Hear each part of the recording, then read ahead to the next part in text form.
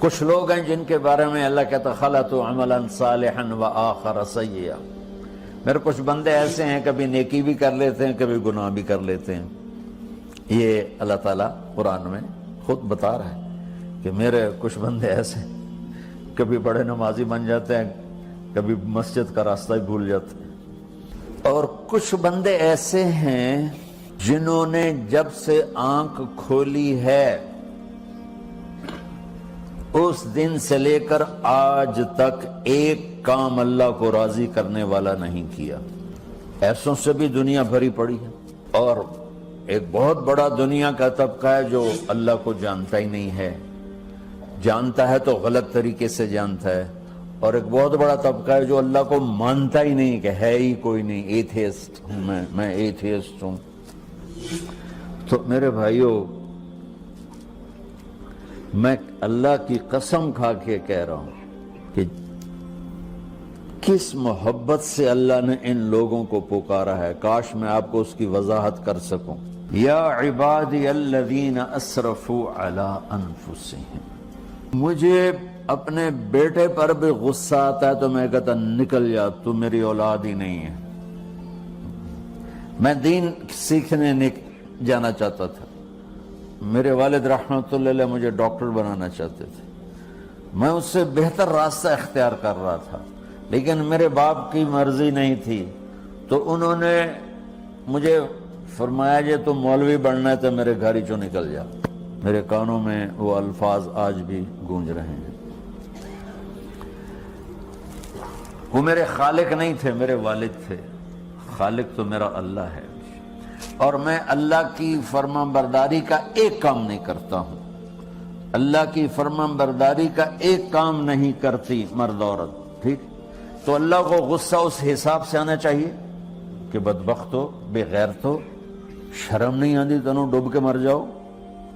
میں قربان جاؤں، اللہ کہتا ہے یا عبادی، او میرے بندو۔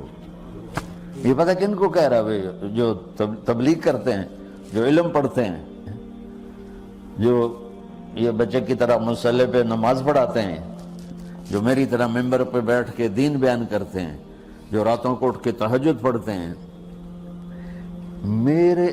میرے بندو، آپ نے دیکھا تو شہد ایک دھار بناتا ہے، ٹپکتا ہوا نیچے آتا ہے نا۔ اللہ کی قسم اس آیت سے اللہ کی محبت کا شہد یوں نکلتا نظر آتا۔ یا عبادی، اللہ کو کہنا تھا اوے نافرمانو، کہنا یہ چاہیے تھا جو آگے لفظ میں بتاؤں گا نا، پھر آپ کو خود بخود میری بات واضح ہو جائے گی۔ اوے نافرمانو، بے غیرتو، میرا اللہ کہہ رہا ہے یا عبادی، میرے بندو، یا عبادی، یہ بھی ایک لہجہ ہے نا، یا عبادی۔ او بھائی گل سنو، یہ ایک لہجہ، بھائی سب حضرات توجہ فرمائیں، کتنا فرق پڑ گیا ہے۔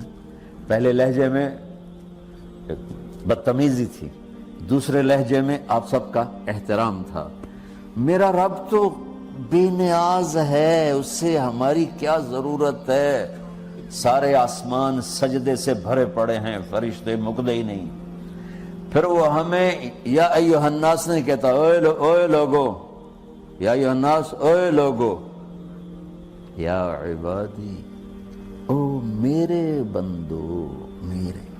یا عبادی سے یوں لگتا ہے جیسے اللہ آگے بڑے رابعہ بصری جیسی عورتیں اور جنید بغدادی جیسے مردوں سے اللہ بات کرنے لگا ہے۔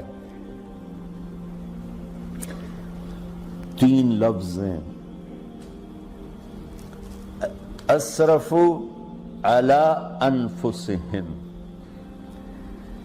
وہ بندے جنہوں نے جب سے آنکھ کھولی ہے